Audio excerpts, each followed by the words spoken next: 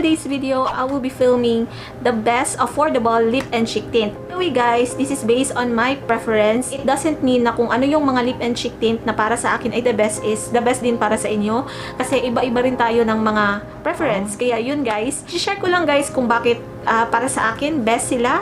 100% guys, these products na i-share ko sa inyo is very affordable and some of this mabibili nyo lang sa drugstore. So yun guys, without further ado, let's start with this best affordable lip and cheek tint video. By the way guys, before ko i-share sa inyo yung mga para sa akin ay the best na affordable lip and cheek tint, I just wanna say na hindi ito in particular order. Yung i-share ko sa inyo is by category kasi maraming different types ng lip and cheek tint. As we all know, meron tayong water-based, gel-based, and yung mga cream or pot na mga tints. So yun guys, ano ko na lang sila kakategorize, and hindi naman siya sobrang madami, actually 5 lang sila. So I think meron tayong 3 category para sa aking best affordable lip and cheek tints. For the first one, alam ko hindi ito common sa YouTube community, hindi siya masyadong, alam niyo yun, nire-rave ng mga YouTuber, pero for me, isa ito sa mga the best na lip and cheek tint kasi naglala siya sa akin, especially sa aking cheeks. And this is the Simply Pretty Avon na lip and cheek tint in the shade, nakalimutan ko guys. so I will flash it here na lang kung ano yung shade nito. Basta pink siya. Actually, paubos na siya guys. Third purchase ko na to. Actually, yung mother ko is Avon lady. So, sa kanya ako bumibili.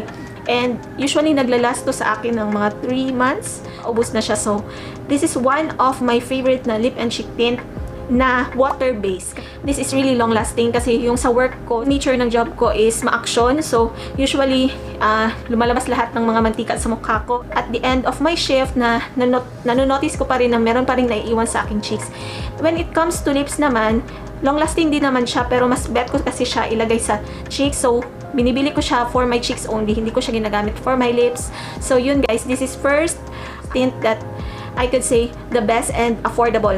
And by the way guys, ang benta nito sa Avon is 110 or 120.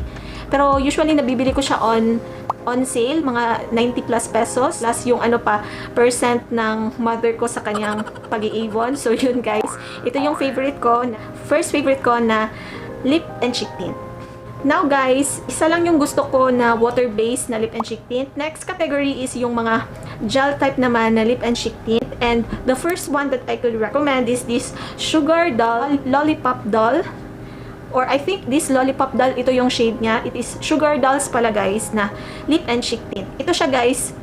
Although same sila nitong Simply Pretty, roulette lang siya.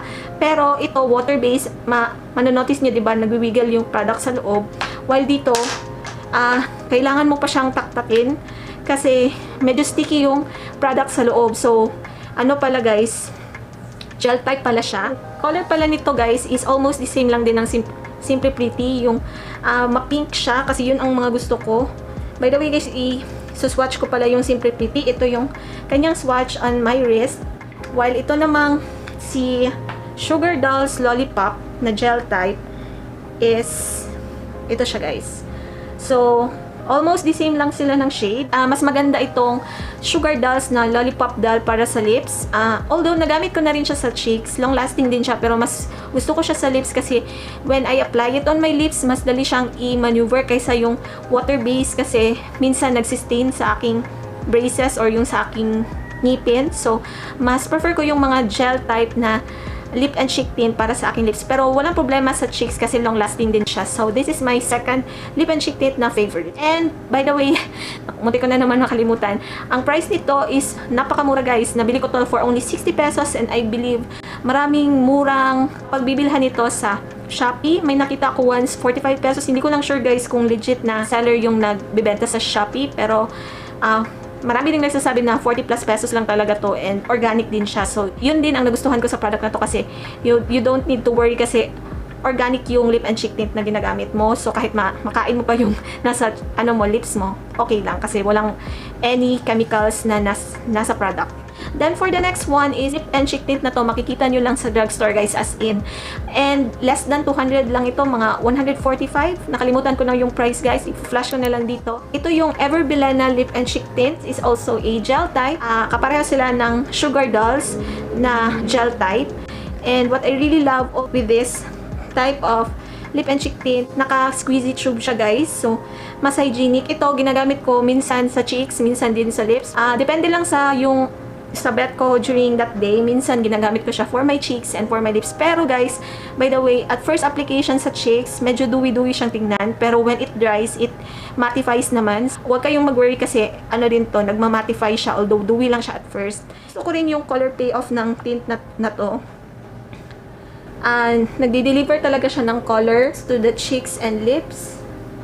Yan guys, medyo ito naman na shade guys is splash red. Ito naman yung tint na meron ako na red. So, nagustuhan ko rin siya guys. And actually, nagamit ko to sa isa sa mga tutorial ko. Glass skin yata yun. Glass skin na makeup tutorial. Ilalagay ko lang sa cards guys.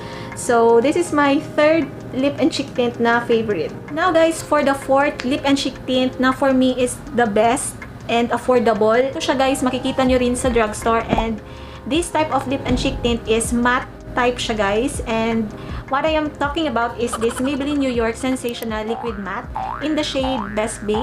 And I have a swatch port na swatch. And I could say this is also one of the best affordable na lip and cheek tint na mabibili nyo lang sa drugstore. Na-try ko siya sa cheeks. Okay naman siya. Although, may tendency rin siya na nag-fade out at the end of the day. Mas long-lasting pa rin yung mga liquid and gel type. Gusto ko siya sa lips kasi maganda yung color payoff niya guys, and although matte siya, hindi siya drying. So, that's why I also love this, and I think this is also one of the best lip and cheek tints sa market. Price nito is around 200 plus pesos. Ilalagay ko lang yung price dito sa side guys, and I also have a review of this. I-flash ko lang dito sa cards if interested kayo and hindi nyo pa nakita. So, this is my fourth lip and cheek tint na favorite. Now guys, for the last lip and cheek tint na favorite ko. Sad to say, hindi ko siya dala. Nasa kabilang bahay na naman siya guys. Hindi ko siya dala. So, ang tinutukoy ko na lip and cheek tint is yung latest na ni-review ko guys. If you've been watching my videos, I think second to the last video ko siya. Yung Careline multi-pot na lip and cheek tint. And I really love that product.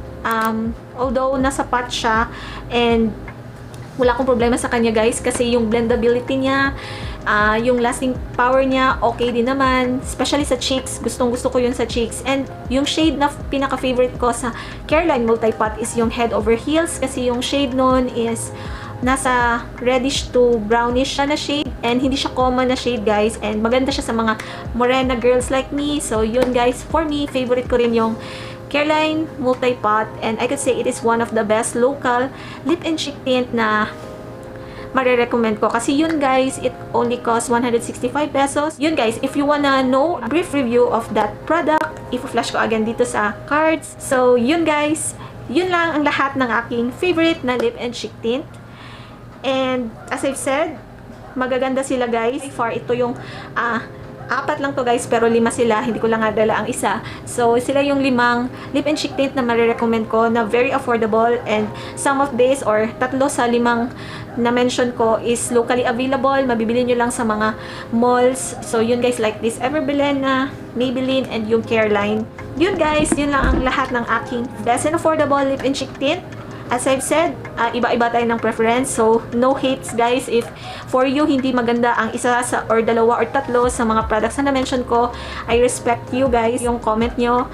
Basta for me, these products works for me. Especially sa aking, by the way guys, I have a very oily skin. If you're new to my channel, medyo may laban sila sa pagka-oily ko. So, that's it for my best lip and cheek tint video guys. I hope nagustuhan niyo tong video na to, and I hope you find it informative guys. Kung you're still searching for the best lip and cheek tint na mabibili, don't forget to like this video if nagustuhan nyo, and also to subscribe to my channel if you haven't done yet, so that you will be updated sa aking mga future na uploads.